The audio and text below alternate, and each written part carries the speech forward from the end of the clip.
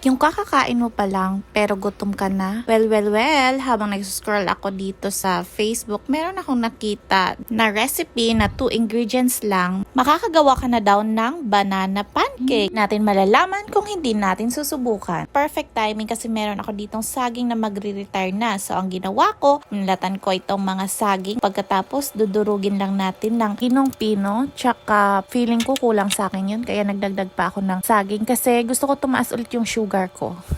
At mapagalitan ulit ako ng OB ko. Kaya ayan, cravings pa more. Kaya ayan, durugin lang natin. And I suggest na mas durugin nyo siya ng pino. So after nyan, maglalagay tayo ng itlog. Kasi nga 2 ingredients, saging at saka itlog. Meron ka ng pang merienda na banana pancake. Sabi ko nga kanina, much better talaga na durugin muna yung saging ng pinong-pino para hindi ka matgaya sa ginawa ko na dinurog ko ulit. O diba hassle? And now, gagamit tayo ng butter para lutuin ang ating pancake. Ayan na nga, ilagay natin ang ating pancake and then first try, palpak agad. So, hindi tayo susuko guys. Gawa ulit tayo ng panibagong batch ng pancake. Sa pangalawang batch nga, natutunan kong dapat naka low heat lang paggagamit ng butter at gagawa ng pancake. Kaya ayan, medyo sunog. Na naman natin sa third try at ayan, medyo perfect na siya pero may durug-durug medyo kasi masyado akong na-excite sa pagbaliktad. And on the fourth try, ayan, perfect na talaga siya. And marami nga tayong natutunan ngayon sa paggawa ng pancake. Parang sa life lang, try and try until makuha mo na yung perfect time na binigay para sa'yo. O, diba, charot?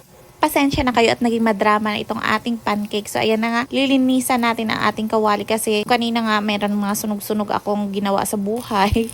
And ayan, sunog ulit. Pero okay lang yan, ganyan talaga sa life. Minsan, pag nadapa ka, madadapa ka ulit. Tapos babangon ka at madadapa ulit. O, diba, ang drama na naman ng ating pancake. At ayan, malapit na tayong matapos. And habang nga nagluluto, ayan, kain ako ng kain. Kinakain ko yung mga may sunog-sunog. At ang sarap. And meron nga ditong gusto rin tumikim. Kanina pa nakabuntot dito sa kusina. So, kamusta baby? Nagustuhan ba? Oh, sarap daw. Gusto niya pa. At charan, ito na nga ang ating madramang pancake. After many obstacles, ay nakagawa tayo ng perfect pancake. Kape na lang ang kulang. Merienda tayo mga momshies.